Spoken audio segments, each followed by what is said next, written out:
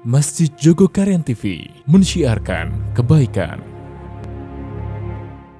Assalamualaikum warahmatullahi wabarakatuh. Alhamdulillah wa syukurillah ala ni'matillah la hawla wa la quwata illa billah. Allahumma salli ala Sayyidina Muhammad wa ala alihi wa ashabi asma'in amma ba'du. Adik-adik, anak-anak soleh dan solehah dimanapun berada, mudah-mudahan sehat selalu dan selalu dalam lindungan Allah Subhanahu wa ta'ala. Amin ya rabbal alamin. Ketemu lagi dengan Kak Adin. Nah, gimana puasanya? Sudah kuat atau masih sakit perutnya? Ya, adik-adik harus belajar berpuasa terus-menerus agar nanti ketika sudah balik, sudah diwajibkan puasa, sudah kuat berpuasa. Nah, Kak Adin pada kesempatan kali ini ingin menyampaikan sebuah kisah yang sangat menarik, sangat bermanfaat bagi kita semua. Nah, kisah ini tentang Nabiullah Yusuf alaihi salam. Dikenal Nabi Yusuf ini adalah berparas tampan, ya, dianugerahi oleh Allah dengan wajah yang menawan sekali. Nah, jadi Nabiullah Yusuf ini adalah anak dari ayahanda. Siapa, ada yang tahu? Seorang Rasul, ya, yaitu seorang Nabi juga. Siapa? Yakub alaihissalam. Nah, Nabi Yusuf ini adalah satu dari 12 saudara. Ya, jadi Nabi Yusuf ini sangat dicintai oleh ayahnya, sehingga menjadikan saudara yang lain cemburu. Ayah hanya sayang kepada Yusuf.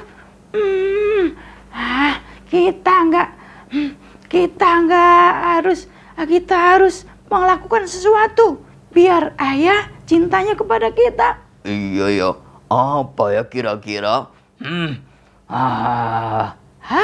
Kita ajak aja ke suatu tempat, nanti di sana kita buang, lalu kita pulang, bilang saja dimakan binatang buas. Oh, ide bagus. Kemudian Nabi Yusuf diajak ke sebuah tempat. Izin dulu dengan ayahnya, Yakub. Ayah, kita akan main-main ke sana bersama Yusuf, boleh ya? Tadinya Nabi Yakub enggak memperbolehkan, tapi saudara-saudara yang lain, anak-anaknya memaksa. Sekali saja ayah, kita ingin main ke sana. Walaupun dengan berat hati, kemudian Nabiullah Yakub mengizinkannya. Ya, diizinkan untuk pergi bersama saudara-saudaranya. Nah, ketika di sebuah gurun pasir yang di situ ada sumurnya, ternyata Yusuf kemudian dilempar ke sumur. Ya, kemudian bajunya diambil, baju itu dilumuri dengan darah domba. Ternyata apa yang terjadi? Si Yusuf ditinggal pulang. Kemudian saudara-saudaranya acting, tahu acting? Sandiwara, bilang ke ayahnya dengan wajah yang terlihat sedih, padahal bohong. Teman-teman pernah nggak seperti ini? Berbohong acting ke mama papanya, biar nanti dikasih uang, biar dikasih beliin es krim. Ada seperti itu? Ya, acting itu bohong, tidak boleh. Kemudian saudara-saudaranya itu bilang, ayah, ini baju Yusuf. Yusuf diterkam oleh binatang buas. Apa yang kalian lakukan? Apa yang terjadi kepada Yusuf? Sejak hari itu Nabiullah Yakub menangis setiap hari sampai membuat matanya buta. sampai tertutup saking sedihnya, menangis karena saking sayangnya dengan anaknya yaitu Yusuf. Nah, kemudian Nabiullah Yusuf yang tadi dilempar ke sumur, ada orang yang lewat di samping sumur itu. Wah, kita sudah haus ini. Ayo kita cari air dulu. Sampai di samping sumur, ketika mau mengambil air, ada orang. Ada orang. Siapa di situ? Wah, orangnya keren ini. Cakep banget. Ini kalau dijual pasti mendapat uang yang banyak. Ayo kita bawa. Dibawalah Nabi Yusuf ke Mesir. Dan di sana dulu teman-teman, anak-anak soleh dan soleh semuanya, kalau orang itu bisa diperjualbelikan. Namanya budak, ya, pembantu, tapi bisa diperjualbelikan dulu. Tapi sekarang sudah tidak ada. Nah, kemudian Nabi Yusuf dibeli. Dan sampailah Nabi Yusuf di kerajaan. Dibeli oleh kerajaan. Nah, di situ Nabi Yusuf menjadi pelayan kerajaan, membersihkan kursi, membersihkan meja, membawa makanan, ya, dan melakukan aktivitas di kerajaan itu. Sehari, 2 hari, kemudian lama-lama sudah dikenal Yusuf di kerajaan itu.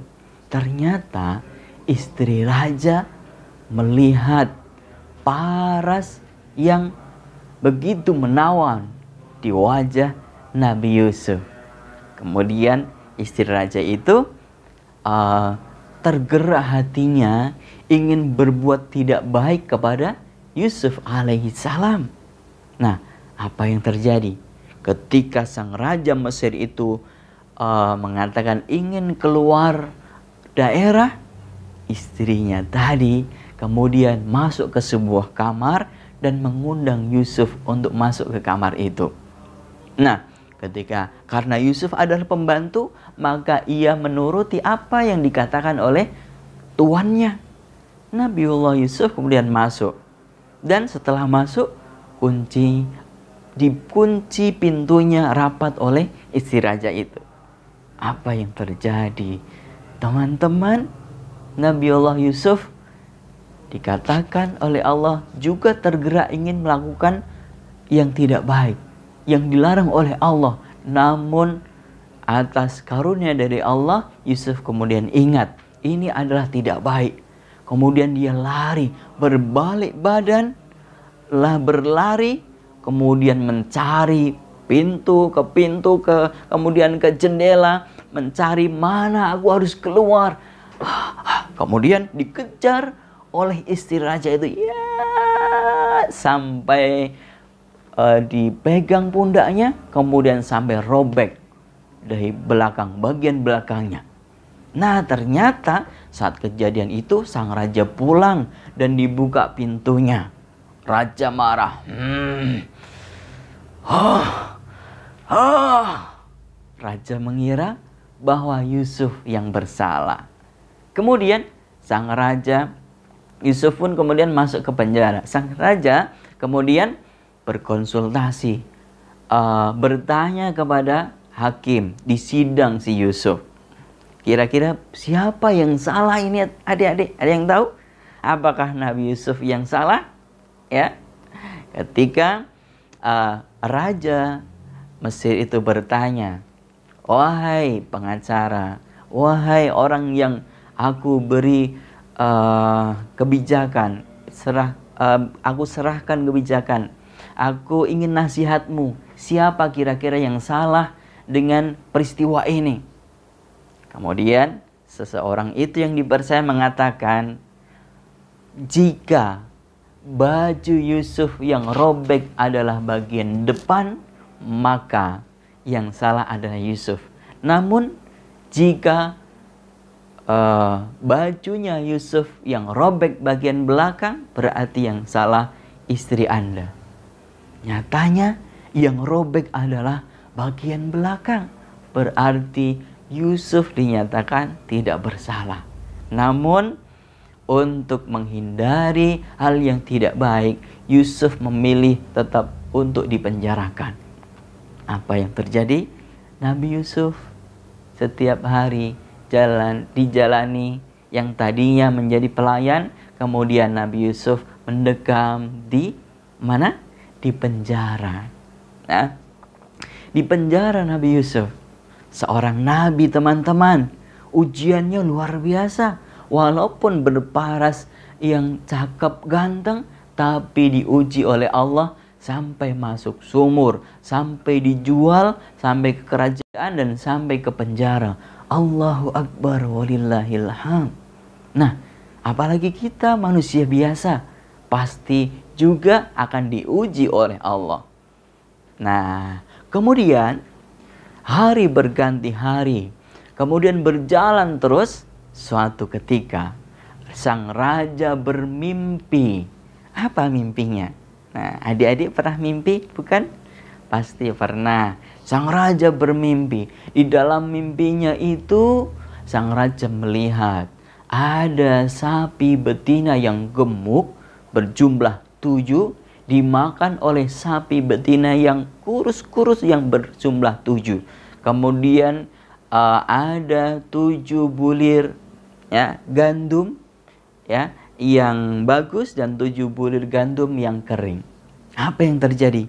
Kemudian suami atau raja itu terbangun. Mimpi itu nyata sekali. Apa ini artinya? Kemudian sang raja memohon untuk diartikan oleh para pengawalnya, oleh para orang-orang yang dekat dengan raja.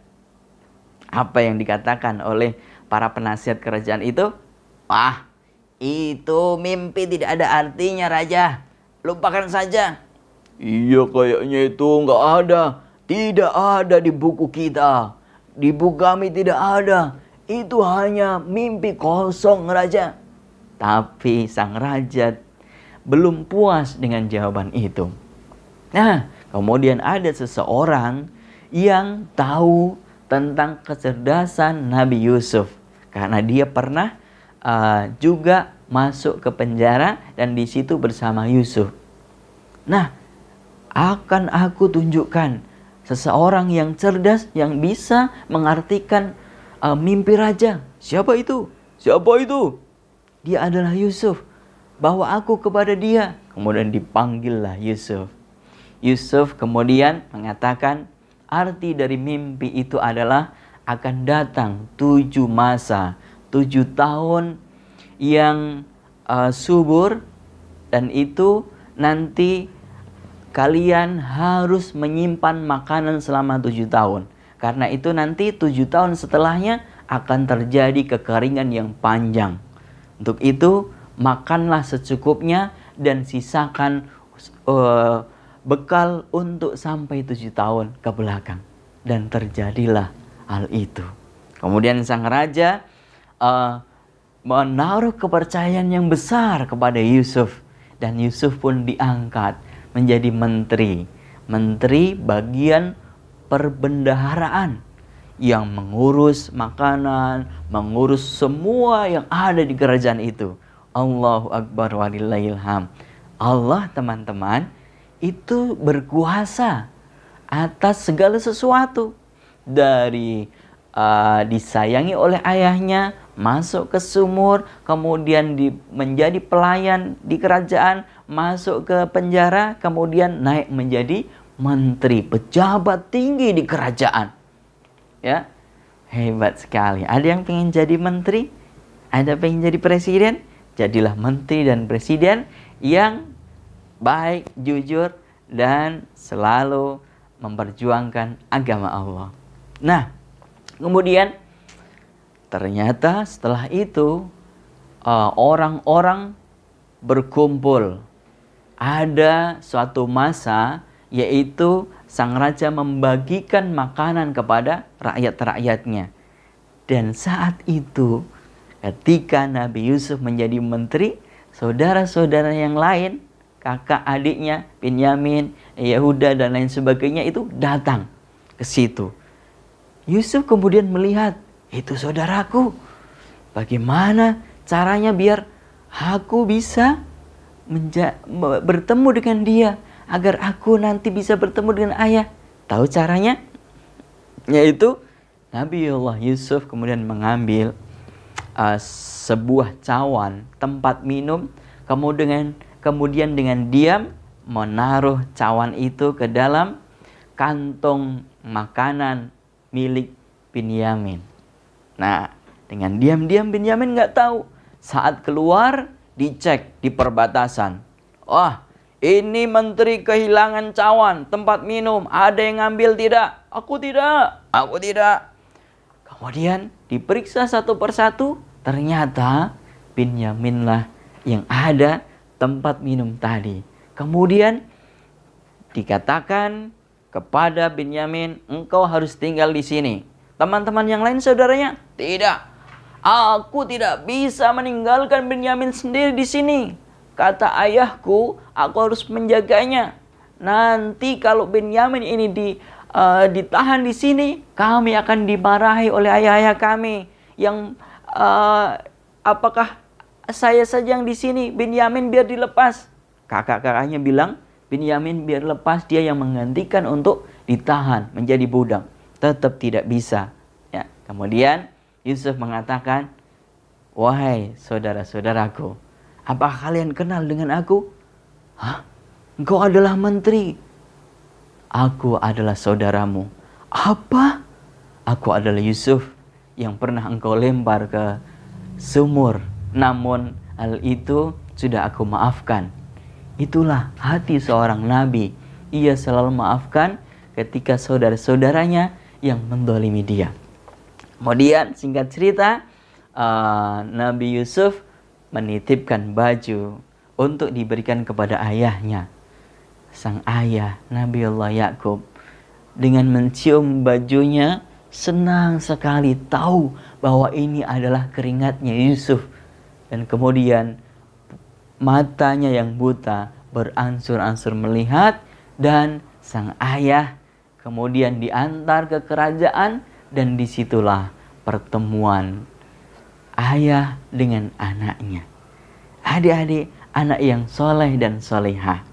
Nah, bagaimana perasaan ayah Nabi Yusuf yang lama sekali tidak ketemu, kemudian ketemu dengan anaknya? Mungkin ya, adik-adik nanti ada yang ke pesantren, ada yang setahun, 2 tahun, kemudian pulang bertemu dengan ayah, senang sekali. Bagaimana juga perasaan si Yusuf, ya? Saat itu luar biasa. Allahu Akbar walillahilham. Nah, Nabi Yusuf ini banyak mengalami cobaan dan ujian. Begitu juga dengan kita semua manusia, pasti akan diuji.